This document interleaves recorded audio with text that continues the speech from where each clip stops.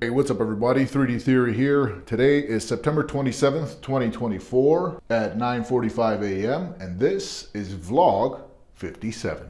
So today we're going to jump into some prototyping, and I don't know if you remember a couple of vlogs ago I had a wheel with a clamp on it, and I made it with varying existing parts on the market to be able to prototype it. We'll get into the details of that shortly, but I want to talk about this for a second. So, as you know, I've been doing a little bit of testing with this Bambu Lab A1 3D printer using a 0.2 millimeter nozzle and printing on the fine generic setting in Bambu Studio. And as you can tell, this came out pretty nice with a lot of detail. And here's the resin 3D printed version. I feel like it's even more detailed than the resin version. This was printed out on the Creality Hallett SLA printer. So with all the arms and stuff coming off, arms and legs and what have you, during the cleaning of the supports, I figured I would use PLA supports because this is printed in PETG, this PETG gray over here. And these were near empty spools of filament that were sitting out of their boxes with no desiccants for probably about 3.5 months now to 4 months. So I'm pretty sure they've taken on some moisture. I don't know for sure, but if you take a close look at this here, there's some stringing between his ears, and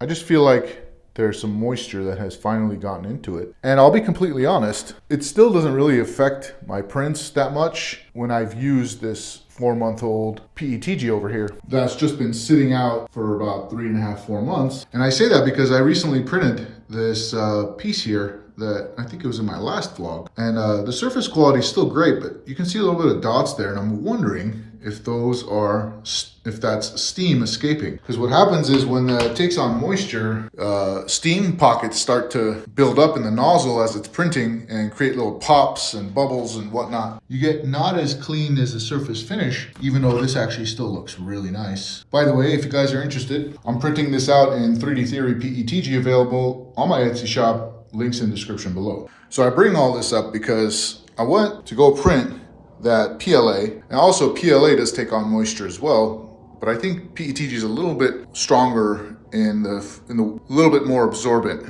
if I'm not mistaken. And so when I went to go print out this wolf, and I printed this out standing upright before, but this time I printed it out this way so I can remove the supports easier and not have everything break off. And I also adjusted some settings so that it's stronger. I think I did a 60% infill, number of walls of 4, with a gyroid infill to give it some more strength. But where I'm getting at with this is I went to go print this wolf, and look at how much of this stringy filament poop this thing pooped out. I really don't like to say filament poop, but I don't know what else to call it.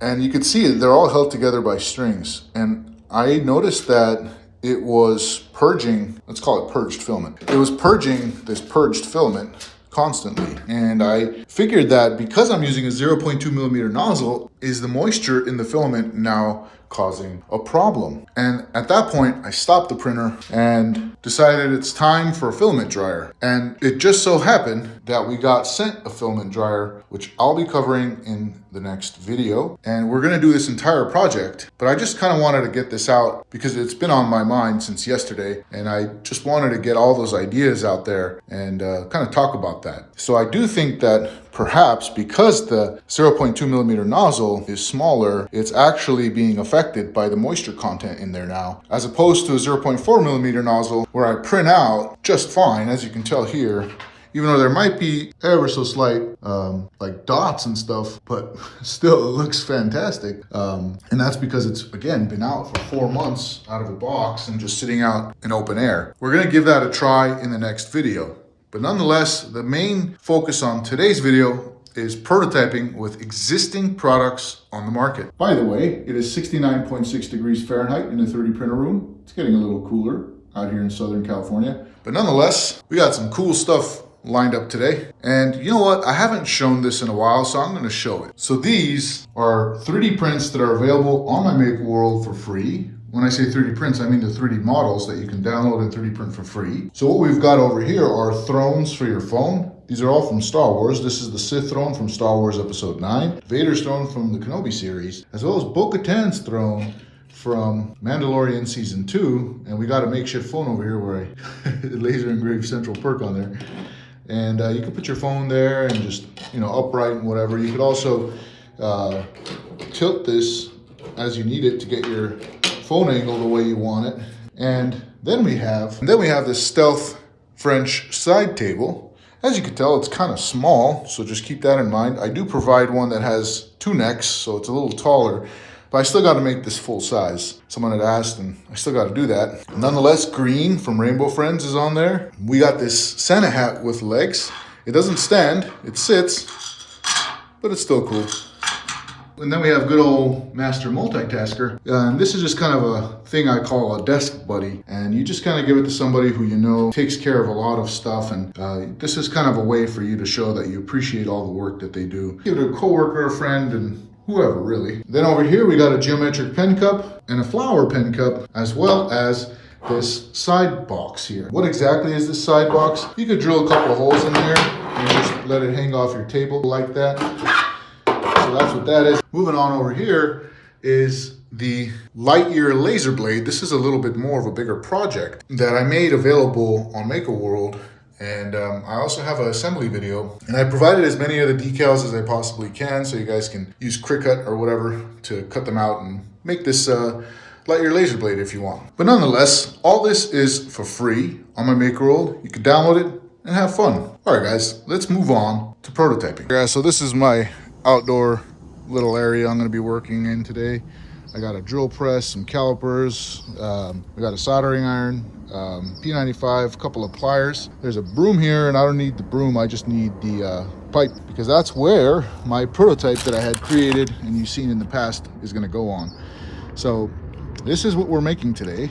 We need to make 3 more, so I'm going to do that today, and I'll explain everything as I go along. All right, guys, so we're out here. And we're out here because we're going to be needing to do some stuff that's going to be releasing a lot of smoke and scents and smells. So we have this bike handlebar clamp, and what this does is you can just open it on your bike's handlebar. You can just open that piece of rubber, wrap it around it as grip, and then just bring this back around like that, and then you can clamp it right on. This is what we're going to be needing to do ourselves for an undisclosed product. I can't really talk about it, but that clamping part is what we need. We don't need this ball, and underneath this ball, as I saw on the listing, was this. And so I searched and searched for days online the best solution for having a clamp that can have a wheel on it, and there was several options I had come up with. I just went ahead and I bought stuff. One of them was this ATV clamp. So basically this was another option I had, where you put these 2 pieces together. It comes with these rubber grips, and this is I think these are called ATV clamps. So I wanted something really solid. You would just kind of screw these into place, but having to screw these all the time I felt like was going to be a pain, especially for the application they're going to be being used for. So I don't need these anymore. I'm probably just going to return them. And then while I was looking for that, I needed to find some wheels. And I know that I wanted to have wheels that lock. There's tons and tons of types of wheels out there in the market, some that are small, made of rubber and whatnot.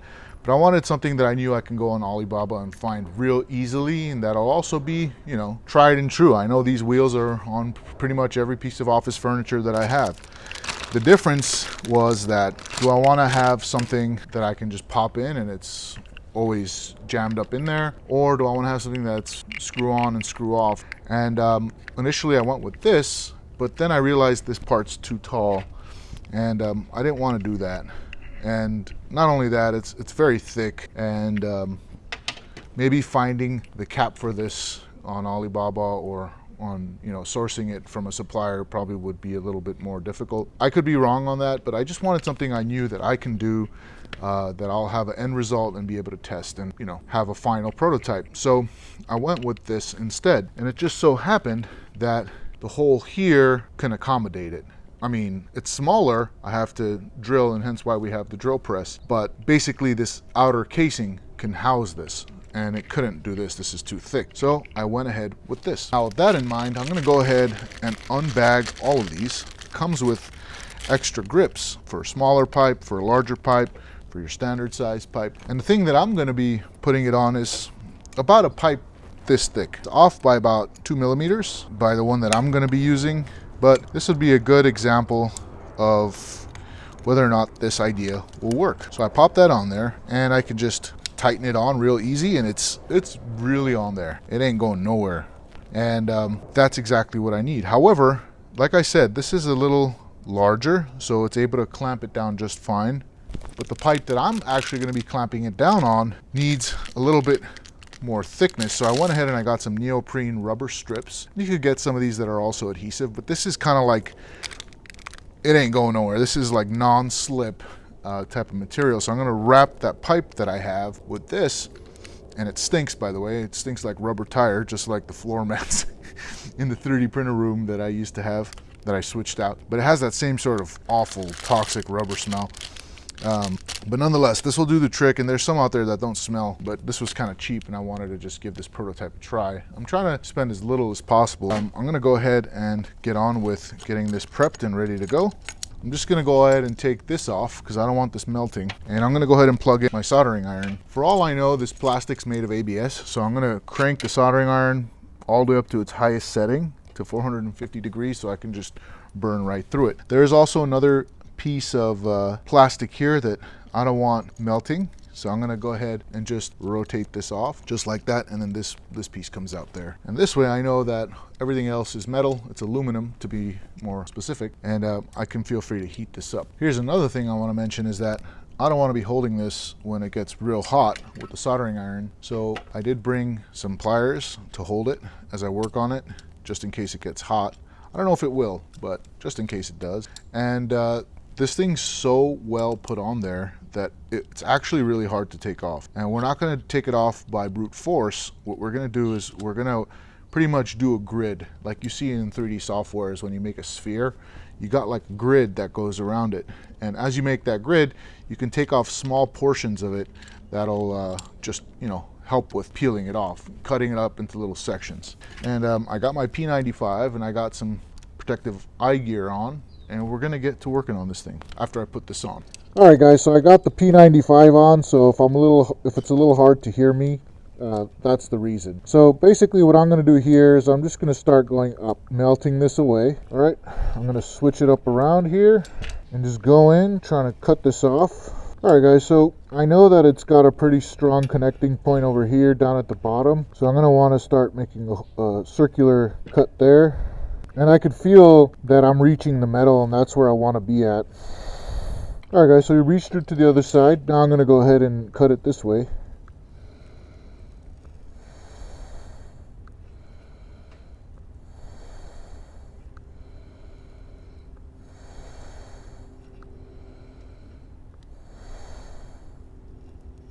All right, now that we reached that point, again, I'm going to want to do a little circular path this way, up here up top. All right, I'm actually going to give it a try now and see if I can just peel off this rubber.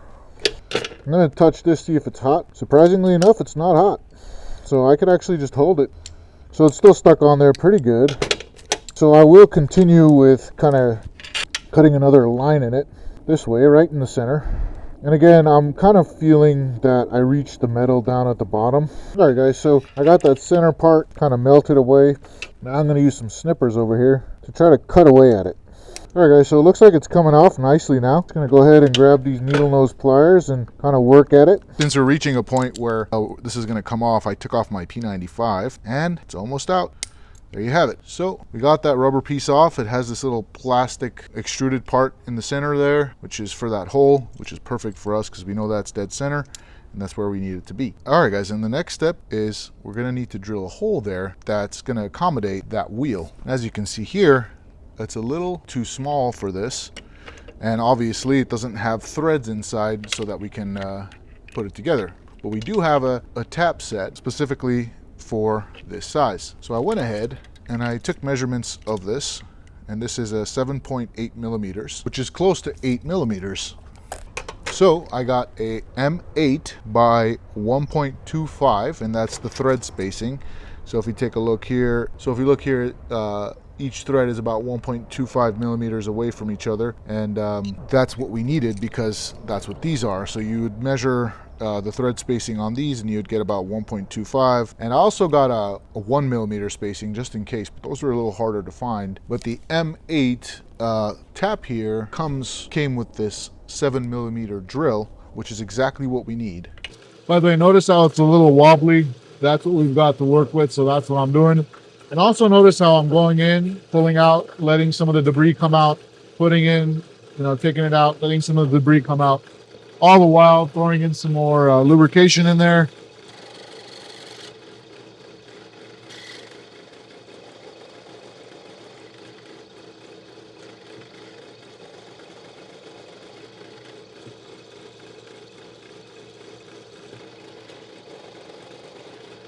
All right, guys, so we reached that line. We got a bunch of aluminum cut stuff over here.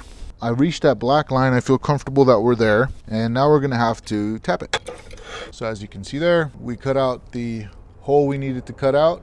It's looking good. It got hot, by the way, so I'm gonna be very careful with that. Okay, so I'm just gonna go ahead and wipe it down with a paper towel, get all those shavings off. Looks like the inside's nice and clean too. And at this point, we gotta grab that tap, and I got some shavings in there. I'm gonna try to wipe it off. And like we did with the drilling part, we're gonna, tap it, pull it out, let the, debris come out of there, tap it, take it out, let the debris come out of there. And I am gonna also throw in some lubrication here, some oil rather. And now we're just gonna go in gently. I like to go in real gentle and make sure I'm as straight as possible. Usually you wanna have this kind of clamped down, which I think I will do actually, like that. And then now we can kind of start working the thread in. So I'm just gonna start rotating as straight as I can, and then you'll feel it grip, and then you just go in until like it gets kind of hard to continue to twist. Then I like to rotate it back out, allow the debris to come out as you can see there. Then we go again, and now there should be like the beginnings of some threading. And again, it got stuck there. By the way, I don't have the best tools, but they do the job. As you can tell, this is really crooked. And I don't know, again, maybe it's me, but it just doesn't hold it that straight. When I go to clamp it down, it just remains crooked. So definitely there's some fault with this. But there are other tools to hold this little threader. And we're gonna now go back and continue this. Okay, that's pretty tight. And I'm gonna throw in a little bit more oil in there. We already got some threads. Let me see if I can show you going on in there. So that's nice. All right, so I'm gonna pull that out now. Now we'll go again. By the way, this thing has, you could twist it one way, and then you could bring that up to twist it the other way. It locks in different positions. All right, that is about it there. So I'm gonna pull that back out. And as you're going back in, you don't really have to use a whole lot of force. You could just rotate, and it's already got its threading going. I also marked on here how deep I need to go, so I'm gonna just make sure that I kind of reach that point. And by the way, sorry guys, the helicopter showed up, so there's gonna be some helicopter noises. So as you can tell, we're almost there. All right guys, so I think we're pretty much there. Just gonna give this a nice wipe down, and let's get that wheel on there. See how deep that wheel goes. So I know that I want to get it a little deeper. That's not deep enough, but I'm gonna try to use some pliers here and see how deep I can get it to go. Yeah, that's definitely not enough threading in there, so I'm gonna keep going. All right, I'm gonna put a little bit more oil in there and work that through. All right guys, so that should do it. I went pretty past that line I had created. Oh yeah, look at all that debris that's coming out of there. I kind of went a little extra today. All right, I'm gonna loosen this up here, get this screwed in actually. There still seems to be some gunk in there. Let me see if I can pull some of it out using this paper towel. Okay, I'm gonna hold this part here and start screwing it in. And again, I want to get it to be about that much there. That went all the way through. I kind of feel like I have an obligation now to go back to the old one and make it go all the way through. That's looking great. And the reason why I want to do that is because I don't want one wheel being taller than the others and vice versa. So I'm going to go ahead and work on this a little bit. All right, looks like we're almost there, but I still got to put a little bit more.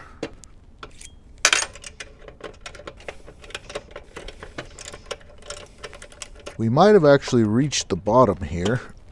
Let me see, because I cannot go any deeper, and I don't think that's deep enough. Let me see how deep I can get this wheel to go in. And if it doesn't go in all the way, then it looks like we're gonna have to drill a little bit deeper. Oh, what do you know? It went in all the way. Very nice, exactly what we were looking for. Beautiful. All right guys, so we're just gonna pop this guy back in. get that guy there in where it needs to be, and we just rotate that in place. All right, guys, so pretty much it's just rinse and repeat after that, and we have our wheels, and I got to do 2 more, and I'm just going to do that off camera, and I'll meet you in the 3D printer room when this is all finished. All right, guys, so we have all 4 done. Now I would say I'll be able to put these on here. Again, it's just supposed to be a real simple process. So you get that rubber piece on there, then you just pop that like that, close it off like that, and you can just tighten it on. And again, you want to make it a little tight, so screw it into place. And there you go.